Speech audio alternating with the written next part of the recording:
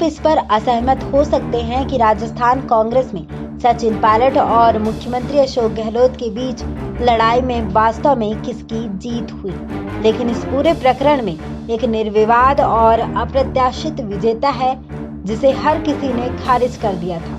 BJP की वसुंधरा राजे।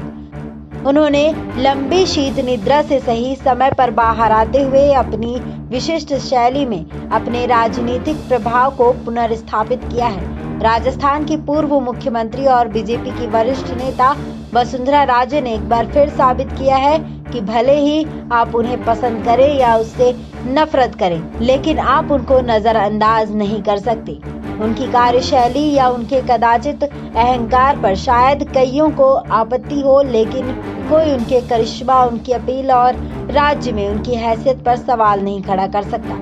साल भर से अधिक समय से राजे समर्थक दिल्ली स्थित बीजेपी के केंद्रीय नेतृत्व द्वारा उपेक्षित महसूस कर रहे थे, लेकिन कांग्रेस की अशोक गहलोत सरकार को करीब 1 महीने के लिए संकट में डाले रखने वाला हालिया सचिन पायलट प्रकरण उनके लिए एक वरदान साबित हुआ। इस प्रकरण ने अशोक गहलोत और राजे दोनों को ही राज्य में और साथ ही राष्ट्रीय स्तर पर अपने नेतृत्व कौशल को साबित करने का अवसर प्रदान किया। जब मुख्यमंत्री अशोक गहलोत बीजेपी पर अपनी सरकार को अस्थिर करने की कोशिश करने का आरोप लगा रहे थे, तो राजे चुप रही और उन्होंने कोई बयान जारी नहीं किया। बजाय इसके वह जन्मदिन की बधाइयां और छात्रों को शुभकामनाएं देने वाले ट्वीट जारी करने में व्यस्त थी और कांग्रेस संकट पर उन्होंने बस एक बार ट्वीट किया। उन्होंने राज्य बीजेपी अध्यक्ष सतीश पूनिया और उनके सहयोगियों को सियासी संकट से निपटने दिया।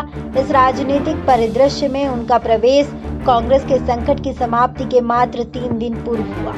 कई बीजेपी नेताओं ने बताया कि अपने नई दिल्ली प्रवास के दौरान राजे ने पार्टी के केंद्रीय नेतृत्व को स्पष्ट कर दिया कि उनकी सहमति के बिना राजस्थान में कुछ नहीं हो सकता। उन्होंने पार्टी की राज्य कार्यकारिणी के गठन का मुद्दा भी उठाया, जिसमें अधिकांशतः उनके विरोधियों को शामिल किया गया है। उन्होंने उन्हें उचित महत्व नहीं दिए जाने की बात केंद्रीय नेतृत्व के समक्ष दृढ़ता से रखी। जयपुर के राजनीतिक गलियारे में होने वाली चर्चाओं की माने तो राजे ने बीजेपी नेतृत्व को स्पष्ट कर दिया कि पायलट प्रकरण में उनकी राय नहीं ली गई और उन्हें भरोसे में नहीं लिया गया और वह कांग्रेस के युवा नेता को बीजेपी में लिए जाने पर सहमत नहीं थी। बताया जाता है कि इस समय राजे को विधानसभा में बीजेपी के 72 विधायकों में से आधे से अधिक का समर्थन प्राप्त है, इसलिए बीजेपी राजस्थान में वो काम नहीं कर पाई जो कि उसने मध्य प्रदेश और कर्नाटक में कर दिखाया। जानकारी सूत्रों एवं सूत्र स्रोत से प्राप्त है। इस जानकारी पर आपकी क्या राय है, कमेंट बॉक्स में कमेंट कर जरूर बताएं। बाकी तमाम जानकारी के लिए बने रहिए हमारे साथ। SPN 9 न्यूज रूम से श्रुति की रिपोर्ट।